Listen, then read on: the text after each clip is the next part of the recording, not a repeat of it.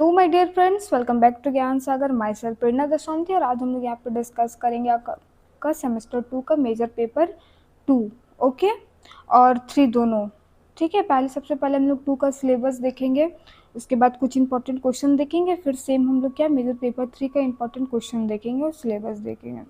ये पीडीएफ आपको कहाँ मिलेगा बच्चा? तो ज्ञान सागर ऐप में मिलेगा, जस्ट ओनली 60 रुपीज़ में। कब तक मिलेगा? तो आप जब तक सेमेस्टर 8 में ना पहुंच जाओ, मेजर पेपर के साथ आपको कौन सा एसी पेपर, सेक पेपर, मेजर माइनर जो भी आपका सारा पेपर प्रोवाइड करवाया जाएगा। ठीक है, और एक बात, जैसे कि आप सेमेस्टर 2 में हो तो अभी मार्क्स मौका है कि मार्क्स अच्छे लाइए, एक बार थर्ड फोर्थ पार हो जाएगा उसके बाद आपको वही एवरेज मार्किंग में उतर जाएगा। तो ये गोल्डन टाइम होता है कि हम लोग क्या करें, ज़्यादा से ज़्यादा परसेंटेज लाए, ताकि जब हमारा लास्ट में ग्रेजुएशन का परसेंटेज बनेगा तो 60-70 के आसपास रहेगा। ठीक है, तो हम लोग क्लास को स्टार्ट करते हैं, तो चलिए।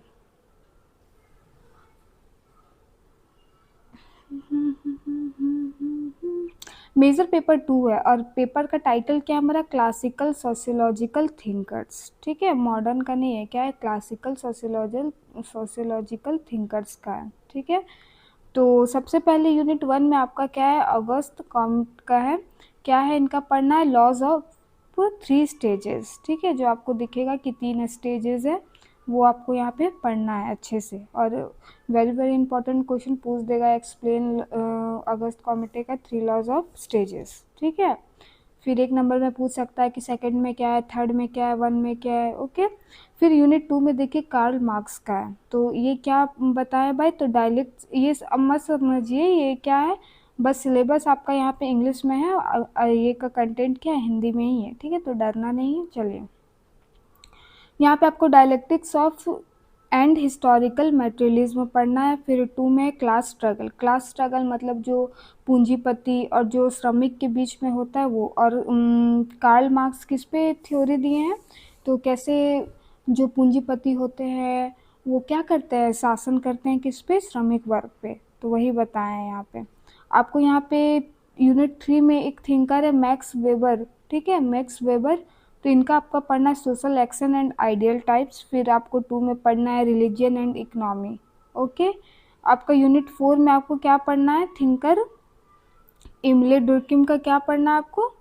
तो सोशल फैक्ट और सुसाइड पढ़ना है। ओके, तो चलिए हम लोग क्लास को स्टार्ट करते हैं। आप पहले आपका क्या है, छोटा छोटा क्वेश्चन है, तो इसको हम लोग को पूरा सिलेबस को पढ़ने के लिए इसको क्या होगा, पहले समझना जरूरी है। ठीक है, ताकि आपको लॉन्ग आंसर क्वेश्चन आपको समझ में आए। ओके, एक ही बार जंप करने से उधर समझ में आपको नहीं आएगा। चलिए, तो पहला क्वेश्चन है, समाज शास्त्र का जनक कौन है? तो हम लोग को पता है अगस्त कॉमेट को क्या बोला जाता है? समाज शास्त्र यानी सोशियोलॉजी के फादर। ओके, 2 में है आपका, how many stages are in Comte's laws of 3 stages. तो यहाँ पे हम लोग को पता है कितना है, टोटल 3 स्टेजेस है। ओके, कौन कौन सा है भाई? तो धार्मिक है, सबसे पहला धार्मिक है, और ये जैसे मन तैसे नहीं, ये सीक्वेंस में है, तो इसको ध्यान में रखना है। ठीक है, पहला में क्या है? धार्मिक है, फिर दार्शनिक है, और उसके बाद सकारात्मक अवस्था है। और यही सकारात्मक अवस्था किसकी ओर ले जाता है? तो वैज्ञानिक सोच की ओर ले जाता है। ठीक है, थर्ड में देखिए आपका क्या है? The final stage in comet theories. तो फाइनल स्टेज हमारा क्या था? अभी हम लोग पढ़े क्या है? सकारात्मक अवस्था है। इसमें क्या होता है? व्याख्या आप देख लीजिए कि इसमें सोच क्या होता है, वैज्ञानिक सोच का क्या होता है? विकास होता है। ठीक है, फिर हमारा देखिए धार्मिक अवस्था किस पर आधारित है? तो धार्मिक अवस्था किस पे? अलौकिक शक्तियाँ। अलौकिक शक्तियाँ मतलब हम लोग जैसे कोई भी घटना को क्या करते हैं? भगवान से जोड़ते हैं कि नहीं? घटनाओं को, छोटी छोटी घटनाओं को क्या करते हैं? भगवान से जोड़ते हैं, उसी को अलौकिक शक्तियाँ बोला जाता है, धार्मिक अवस्था बोला जाता है। ठीक है, जैसे कि कोई एक बोलते हैं कि वहाँ का मिट्टी लाल है, जहाँ पे युद्ध हुआ था महाभारत, कभी भी वहाँ का मृदा क्या है? लाल है। तो क्या है कि वहाँ पे इतने खून बहे थे कि लाल हो गया। तो ये सब हम लोग क्या करते हैं, छोटी छोटी जो घटना होता है वो देवता से हम लोग जोड़ते हैं। ठीक है, 5 में आपका देखिए पॉजिटिविज्म किस पर जोर देता है? ठीक है, तो ये किस पे जोर देता है? तो वैज्ञानिक पद्धति पर देता है, ज्ञान, अनुभव और अवलोकन पर आधारित होता है। अब यूनिट 2 का हम लोग सेकंड जो हमारे थिंकर है कार्ल मार्क्स, उसके बारे में पढ़ेंगे। ठीक है, फिर देखिए 6 में ऐतिहासिक भौतिकवाद का सिद्धांत किसने दिया है? तो हिस्टोरिकल मटेरियलिज्म का थ्योरी किसने दिया है हमारा? तो कार्ल मार्क्स ने ही दिया है। ठीक है, इसमें क्या है, इनमें जो भौतिक परिस्थितियाँ, जो फिजिकल सिचुएशन है, इसको यहाँ पे इन्होंने डिस्क्राइब किया है, बताया है। 7 में आपका डायलेक्ट्स में क्या शामिल है? तो विरोधों का संघर्ष। ठीक है, थीसिस, एंटीथीसिस और सिंथेसिस। 8 में हमारा कि क्लास स्ट्रगल अकर बिटवीन, तो बड़े बड़े के बीच तो होगा नहीं, क्या होगा? पूंजीपति और श्रमिक के बीच में जो होता था वो यहाँ पे किसको बोला जाता है? वर्ग संघर्ष बोला जाता है। ठीक है, यहाँ पे देखिए उत्पादन के साधनों के मालिक और मजदूर, जो उसको जो उसके मालिक है और जो जो मजदूर उसको उगा रहे हैं, प्रोड्यूस कर रहे हैं, उसके बीच में जो संघर्ष है वहाँ पे यहाँ पे बताया गया है। ठीक है,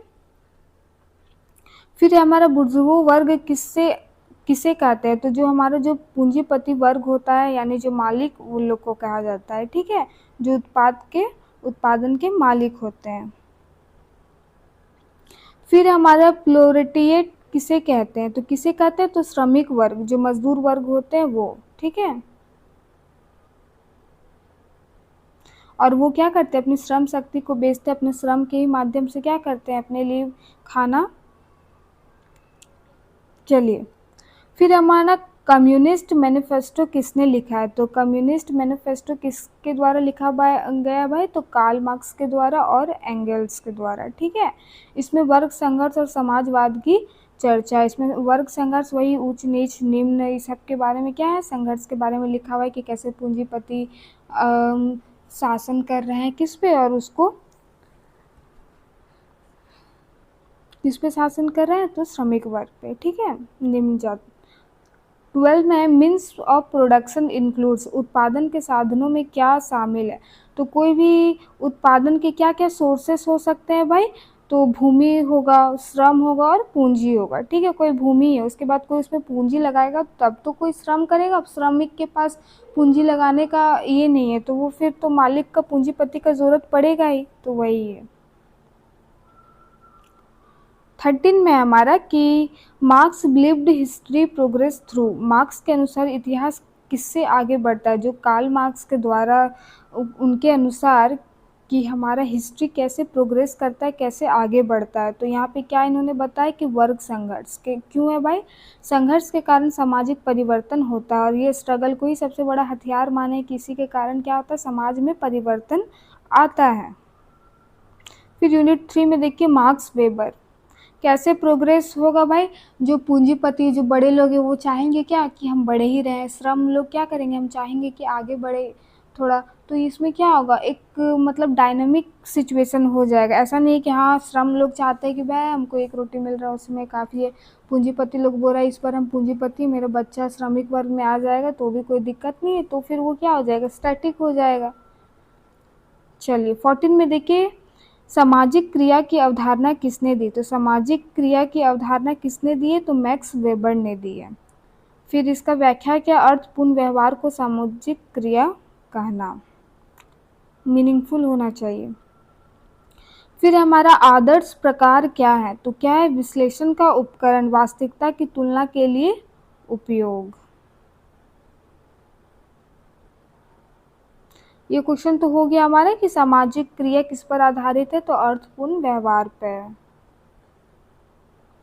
इसमें क्या करता है? जो इंसान है, जो व्यक्ति अपने कार्य को क्या देता है? एक मीनिंगफुल एम देता है। ठीक है, 17 में हमारा कि वेबर लिंक्ड रिलीजन विद, तो वेबर ने धर्म को किससे जोड़ा है? जो वेबर है, ठीक है, उन्होंने धर्म को, रिलीजन को किससे जोड़ा है? तो इकोनॉमिक, अर्थव्यवस्था से जोड़ा है। ठीक है, किससे जोड़ा है? अर्थव्यवस्था से। सबको याद रखना है आपको।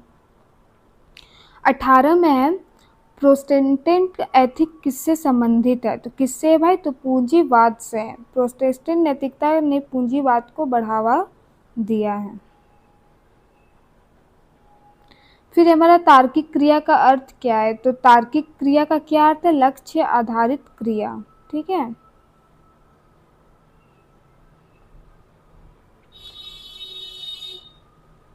देखिए उसके बाद हमारा नेक्स्ट क्वेश्चन है परंपरागत क्रिया किस पर आधारित है? तो किस पर है? परंपराएं पे, ट्रेडिशन पे। ठीक है, जो और परंपराएं मतलब जो हमारा हैबिट है या जो हमारे रीति रिवाज में, हो सकता है ये बहुत अच्छा होगा या हो सकता है ये बहुत खराब होगा, ठीक है, लेकिन परंपराएं परंपराएं होती है। ओके, यूनिट 4 में देखिए 21 में हमारे, who gave the concept of social fact, सामाजिक तथ्य की अवधारणा किसने दी है, तो किसने दी है, एमिल दुर्खिम ने। ओके, नेक्स्ट क्वेश्चन है हमारा 22 में, सामाजिक तथ्य क्या होते हैं, तो आखिर क्या होते हैं भाई सामाजिक तथ्य, सोशल फैक्ट क्या होता है, तो बाहरी और बाध्यकारी, मतलब क्या है कि व्यक्ति पर जो क्या होता है, कुछ ऐसे रीति रिवाज या कुछ ऐसे क्रियाएं जो क्या करते हैं, दबाव डालते हैं। ओके,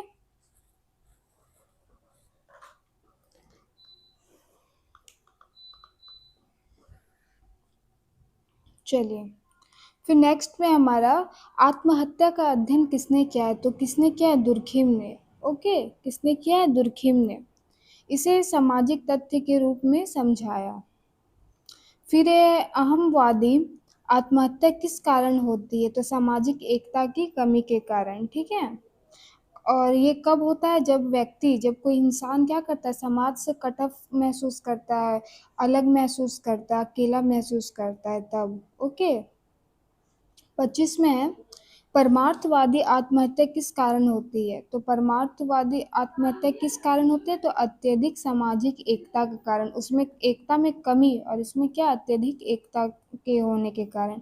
व्याख्या, व्यक्ति समाज के लिए खुद को बलिदान करता है।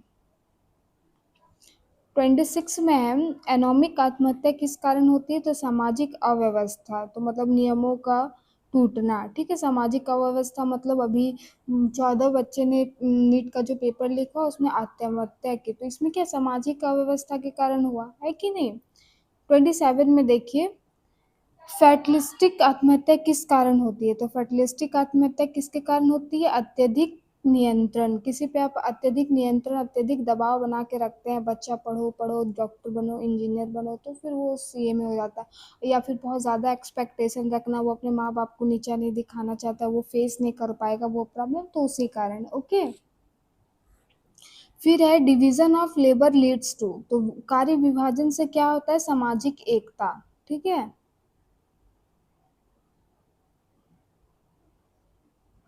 29 में mechanical solidarity is found in, तो यांत्रिक एकता कहाँ पाई जाती है भाई, तो पारंपरिक समाज में, समानता आधारित समाज में। 30 में हमारा, जैविक एकता कहाँ पाई जाती है, तो आधुनिक समाज में, कार्य विभाजन पर आधारित समाज। अब हम लोग यहाँ पे देखेंगे लॉन्ग आंसर क्वेश्चन टाइप, यहाँ पे बस हम लोग क्या करेंगे, एक दो क्वेश्चन कर लेते हैं, उसके बाद बस क्वेश्चन आपको बता देंगे, आप यहाँ ये पीडीएफ आप ज्ञान सागर से डाउनलोड करके पढ़ लेना, ठीक है। देखिए प्रश्न संख्या 1 है, ऑगस्ट कॉमेट की 3 अवस्थाओं के सिद्धांत, लॉज ऑफ 3 स्टेज का विस्तृत वर्णन कीजिए, और ये एकदम ये वीवीआई क्वेश्चन है, एकदम मार्क कर लीजिए, ठीक है। तो चलिए इसका हम लोग एक्सप्लेनेशन देखते हैं, उत्तर देखते हैं। सबसे पहले बात यहाँ पे क्या है,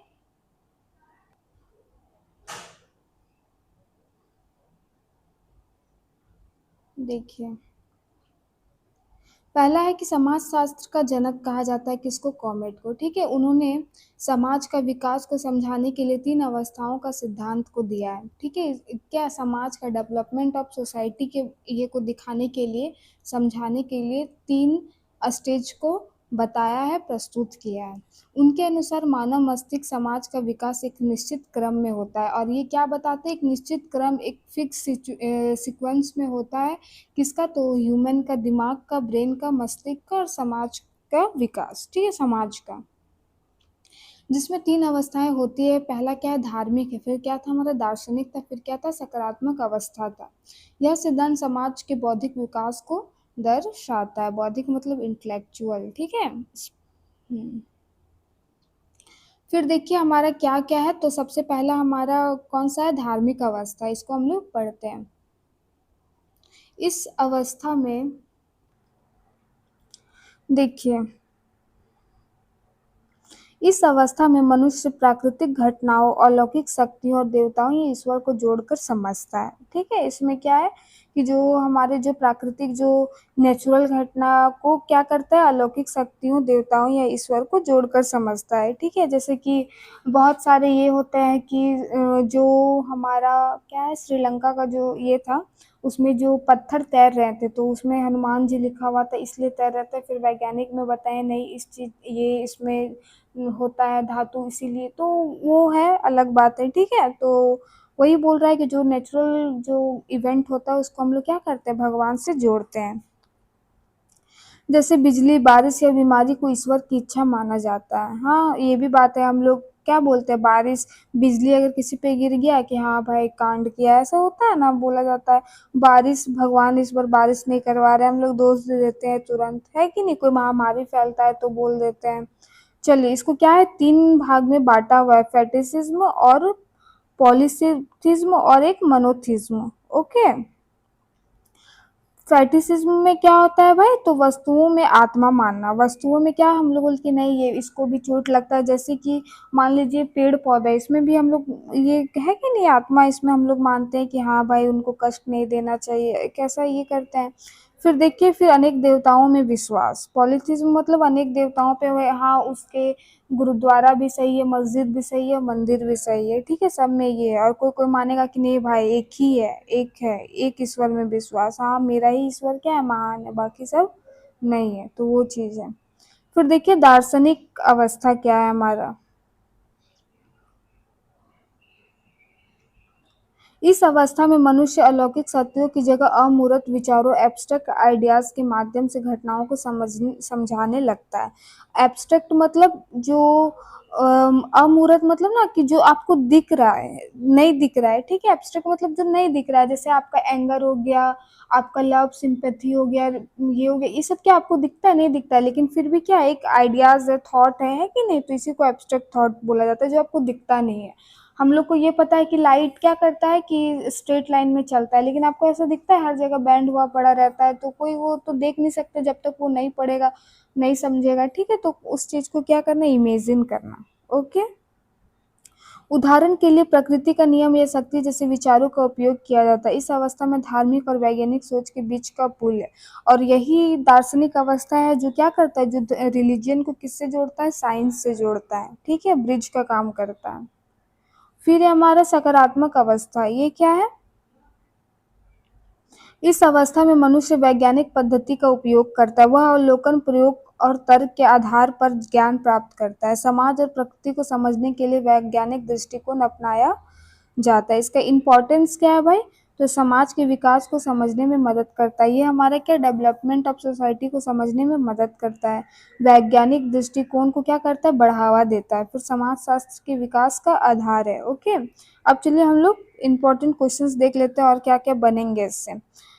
अगस्त कॉमेट के पॉजिटिज्म के सिद्धांत का वर्णन कीजिए। सारा आपको अच्छे से यहाँ पे पढ़ लेना है। ओके, पीडीएफ आपको कहाँ मिलेगा, ज्ञान सागर में मिलेगा।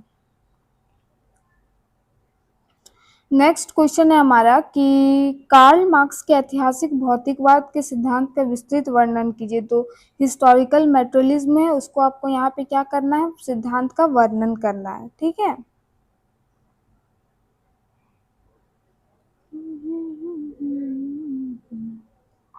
सेकंड क्वेश्चन है कार्ल मार्क्स के द्वंद्वात्मक भौतिकवाद के सिद्धांत का विस्तृत वर्णन कीजिए।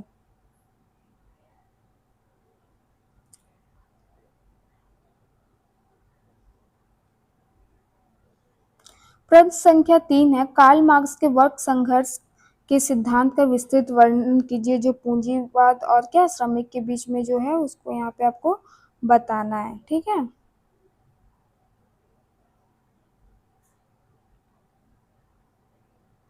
नेक्स्ट है कार्ल मार्क्स के सिद्धांतों का आलोचनात्मक विश्लेषण कीजिए। आलोचनात्मक मतलब आपको क्या करना है, सही चीज भी बताना है और गलत चीज भी बताना है। ठीक है।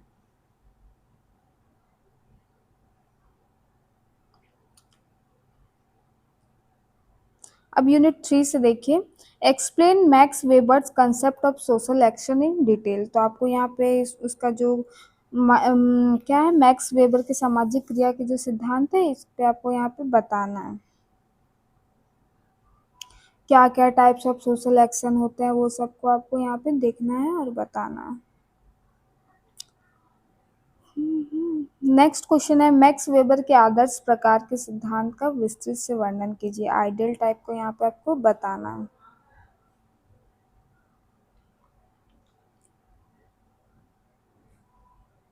प्रश्न संख्या 3 है, मैक्स वेबर के धर्म और अर्थव्यवस्था के संबंध में विस्तृत वर्णन कीजिए। तो मैक्स वेबर ने धर्म और इकोनॉमी में जो रिलेशन बताया है, जो संबंध बताया, उसको यहाँ पे आपको बताना है।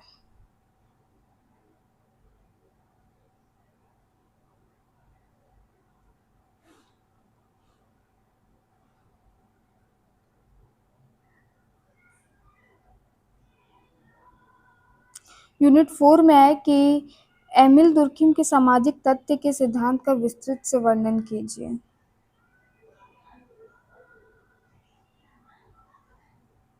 नेक्स्ट है, एमिल दुर्खिम की आत्महत्या के सिद्धांत का विस्तृत वर्णन कीजिए। सुसाइड वाला इजी है, 3 टाइप का है, आप आराम से इसको पढ़ के कर लीजिएगा।